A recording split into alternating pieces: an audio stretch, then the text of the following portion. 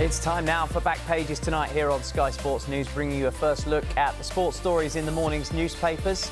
And joining us are Craig Hope from the Daily Mail and Jack Rosser from The Sun. Welcome to you both. Let's quickly run through the back pages. The Sun focusing on Manchester City. Of course they are. What a win from Real Madrid. Killjoy is the big headline.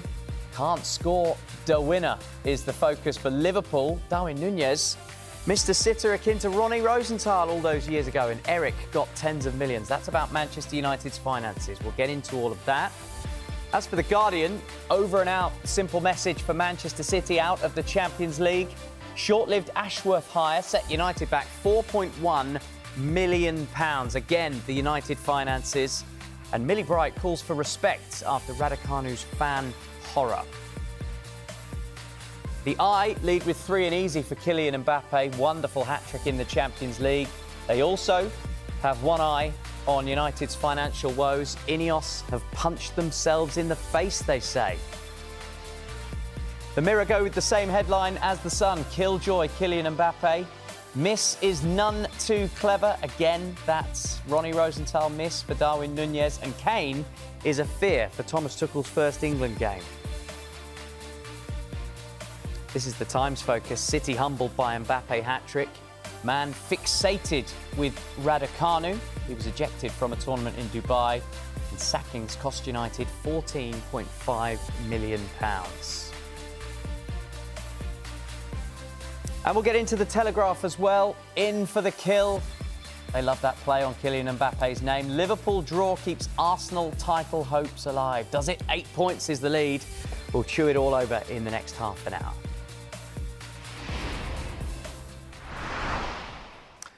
I think, though, gentlemen, we have to start with the Champions League, and it was a complete one-sided mismatch, unfortunately, for Manchester City. They've had this stuttering season, but Real Madrid were absolutely imperious, and you can take your pick on which of the papers you go with. I think we'll go with the Sun front page. The Mirror have the same headline, Craig. They've gone with Killjoy. Kylian Mbappe was sensational.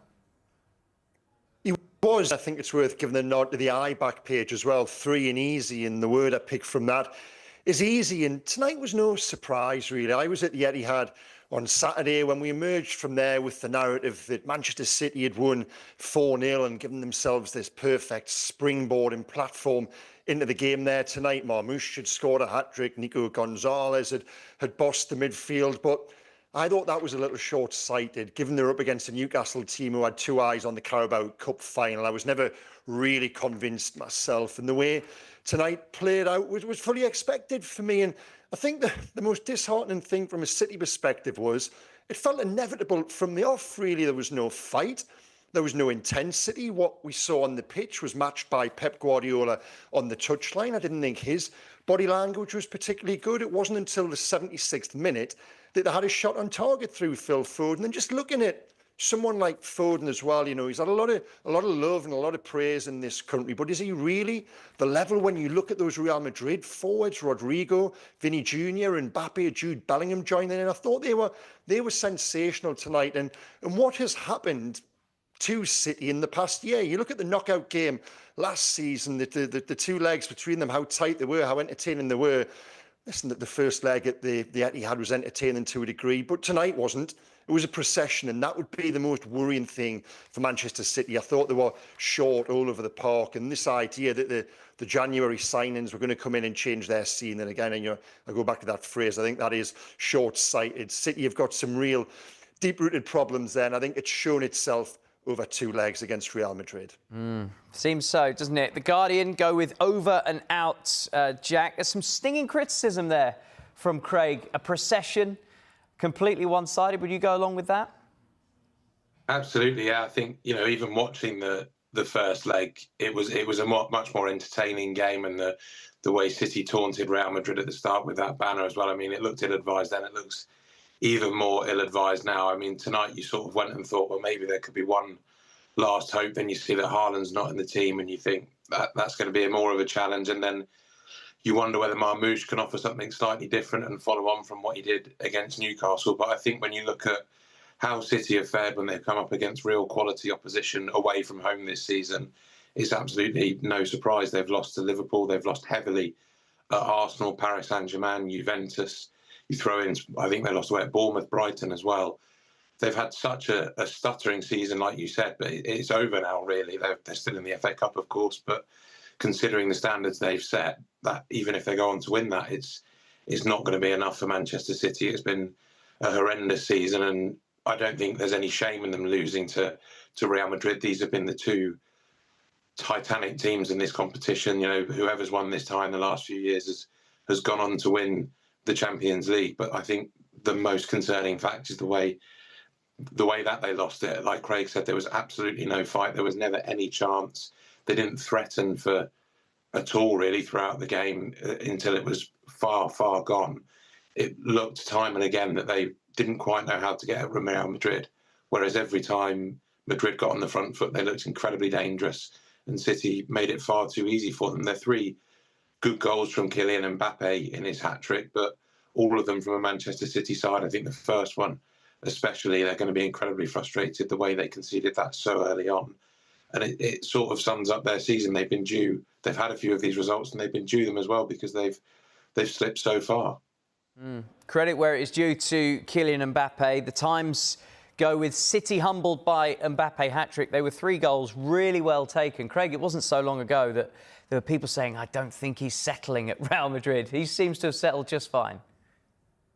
Well, it wasn't so long ago. There were journalists as well during the Euros writing him off, and I might have been one of those journalists. I saw him play in the semi-final over 2 legs last year. I was there live, PSG v Dortmund, and given we knew Mbappe was on the verge of a move to Real Madrid, this was a chance to really impact his legacy in Paris. And he didn't. He was awful over those 2 games. I saw him in 2 matches earlier in the Champions League campaign against Newcastle when the only goal he scored was a controversial 97th minute penalty. Again, he had no impact there. And I think I've seen Kylian Mbappe live now. It must be 10 times. And the best I've seen out of those 10 games was the very first time I saw him play for Monaco. So I was among that movement, as you touched on there, Chris, who did think that Kylian Mbappe wasn't quite the player we thought he was going to go on to be. Well, wow, tonight, he was tremendous. He really was. The first finish, I think Edison's helped him by making his mind up, but you've still got to execute that. The second finish, the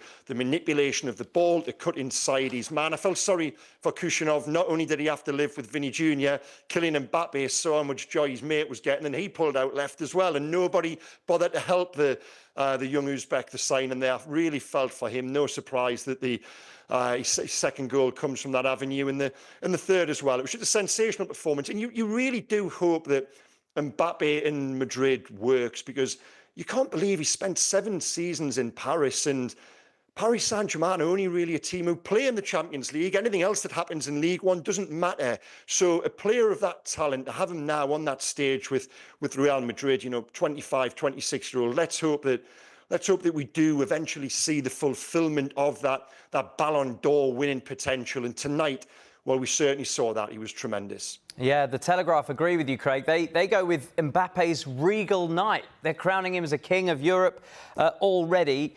Jack, who do you make favourites for the Champions League now? Liverpool won the group, Barcelona finished second, but have we just seen the favourites for the tournament tonight? I think we might have done. They've had their problems earlier in the season, gone through some sticky patches, and they're in the middle of a huge conspiracy against the Spanish referees at the moment. But they've got an aura in this tournament that no other team can match. Liverpool have got it in this country, of course. They've won 6, but they can't stack up to Real Madrid in this competition. They might be a better team in a one-off game at the moment, but Real Madrid just took that step of looking imperious tonight. There were 2 teams that had really struggled throughout the groups, and you saw tonight the clear difference between one team that maybe had a difficult group stage but has it in them to go well above and beyond, and one team in Manchester City that's really having a poor and difficult season and are nowhere near what they used to be. I think Real Madrid will obviously face some difficult ties as they move on through the tournament, but in the manager they've got, the way he manages to keep calm and the adaptability he's got to different games, then they certainly have to be, if not the favourite, then one of the top 2 or 3. Jack, I think there'll be 1 or 2 subs at your newspaper just toasting themselves tonight for the headline on the back page. Can't score, da winner. Darwin Núñez missed a real sitter. at the end of the game that Liverpool ultimately drew 2-2 with Aston Villa. They've gone 1 point further clear of Arsenal, but it feels like they've dropped something tonight. Yeah, it's a difficult one, isn't it? I mean, I was sort of flicking between the two of them and watching them, and you see it. And Liverpool, clearly, Arne Slot, we saw speaking just before this programme came on about how frustrated he was with missing them. And you sometimes do feel for Darwin Núñez. He seems to be the one that misses all of these clangers. I think the last week or so will maybe Arsenal will have just sat up a bit, the results that they've had here and at Everton, Liverpool to close that big gap. It could close to 5 points if Arsenal win their game in hand. It's still a big one at 8. It may have just made them sit up and pay attention. If Liverpool continue, as we know they can, then this miss by the end of the season, I think everyone will quite happily forget about it. Maybe not quite completely forget about it because it was a bad one, but maybe be able to put it out of their minds a bit more. If the race tightens up and Arsenal have got a shot when they play each other in May, then people might not be, Darwin Núñez might not be too popular in Liverpool for a little while. I've just had a text from Ronnie Rosenthal. He says, no one will ever let you forget. And in fact, the Telegraph, inside it, Craig, they focus on Núñez invoking the spirit of Rosenthal with Liverpool howler. This is one for the younger viewers. This happened more than 30 years ago, and it comes up every time someone shoots over from close range. Yeah, and it takes an older reporter like me. I remember Ronnie Rosenthal, and Ronnie Rosenthal was a byword when I think you're similar age to me, Chris. You know, it was a byword for a howler in front of goal. And to be fair to Núñez, I think Rosenthal's was worse. There was a little bit of pressure on the ball. Rosenthal was actually a left footer, and he put it over the bar with his favoured foot. It was on Núñez's weaker side. Nonetheless, he should have done better. But this speaks to the Manchester City game, actually. I expected to watch the whole City game tonight, but given the inevitability of that, I ended up flicking over and watching more of Liverpool's, and it was a cracker, it really was. And I honestly don't think this is the worst point for Liverpool there tonight. Villa Park was rocking in Morgan Rogers. I thought they had the game's outstanding player. I've seen the XG is Liverpool 3, Aston Villa 1. That didn't marry with what I saw with my eyes. I thought it was a real ding-dong end-to-end there. So I don't think it's the worst point for Liverpool.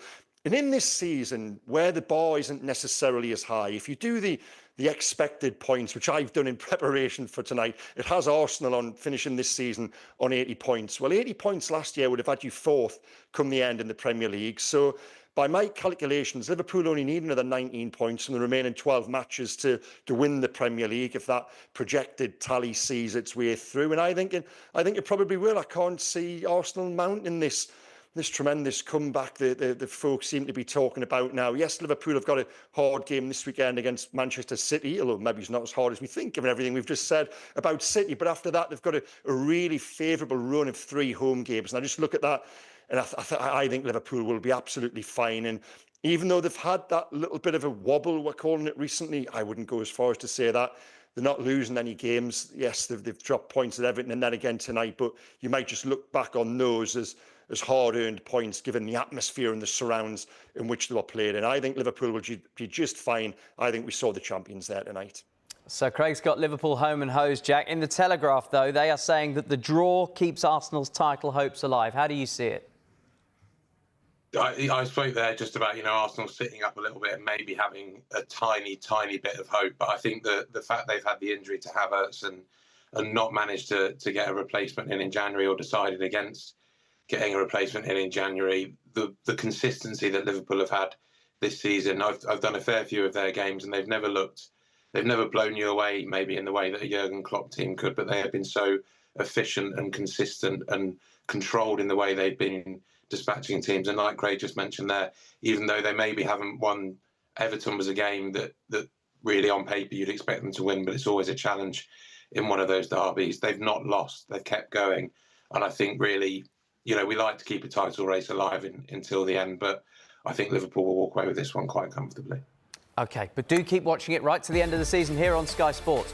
We're going to take a quick break, and when we come back, we'll look at more of the sports stories in the morning's papers, including this punchy one from the Eye. Manchester United's financial woes, Ineos punching themselves in the face. Don't go anywhere.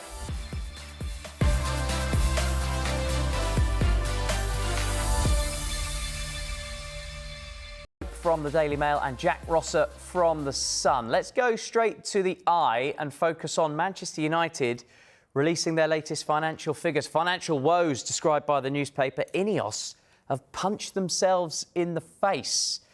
And The Guardian also picking up on this one. Short-lived Ashworth hire set United back £4.1 million.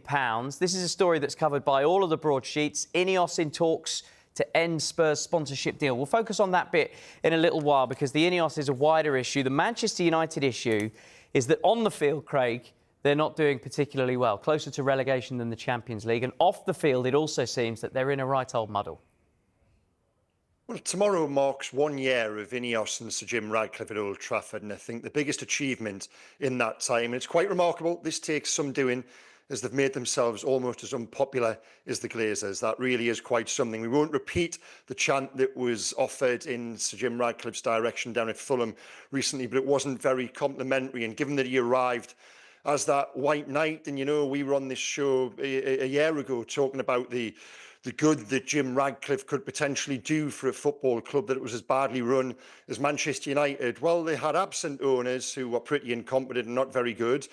Now they've got owners who are present and are pretty incompetent and not very good. And you just got to look at the whole Dan Ashworth shambles. The revelation today that it cost £4.1 million to bring him in and then get rid of him in the space of 159 days. The due diligence just wasn't there on Dan Ashworth. He's someone, an operator I know well from his time up here at Newcastle. And there's this myth or this idea around Dan Ashworth that he's a super recruiter, that he identifies talent and brings them in. He's not. He's an organiser. He's very good at what he does, but I don't think Manchester United necessarily knew what they were getting there, and it wasn't a good mix from the off. And the word we were getting from journalists a long way out was that it wasn't really working inside there. So no real surprise to me, given everything we'd heard, that Ashworth had ended up the way it did. But doesn't that just speak of this jumbled decision-making that has gone on at Manchester United since Ineos came in? And there's talk now of Ineos coming out of Tottenham and, streamlining and focusing all of their attention on Manchester United. Well, I'd say that's bad news for Manchester United. You don't want Ineos and Sir Jim Radcliffe redirecting all of their resource and their time to the club, because the more they spend there, the worse it gets. The recruitment on the field and some of the decision to keep Eric Ten Hag, when it was obvious to everybody that the cup win was potentially detrimental to the club's long-term health if it meant a manager who shouldn't have been there staying, which is what happened. The decision to give him the new contract revealed today is costing close to upwards of £10 million. It really is quite remarkable, the job they've done in 1 year, and I don't mean that in a positive sense. Jack, if we shift the focus to the Ineos in talks to end Spurs sponsorship deal story in the Telegraph, this relates to a deal signed in December 2022, a 5-year deal to become the official 4x4 vehicle partner of Tottenham Hotspur. That aside, what does this say to fans of sport? The fact that Ineos last week were linked with trying to get out of a deal with Mercedes, whether or not that was completely factual, we don't know. And now this talks, they're trying to get out of this deal with Tottenham. What does that say to fans of Manchester United? I think, as Craig said there, it will have them fairly panicked. I think, really, that it's going to go one of either way. Either they carry on running away from sport and leave completely and it's back to just the Glazers again, but I can't really see that happening. I think they'll be slightly worried that all of Jim Ratcliffe and Dave Brailsford's time will be spent looking at Old Trafford and meddling in things at Old Trafford. It's been shambolic from the start. We mentioned there about Ten Hag getting his contract extended at the end of last season, when it was sort of common knowledge that they were looking absolutely everywhere for someone else.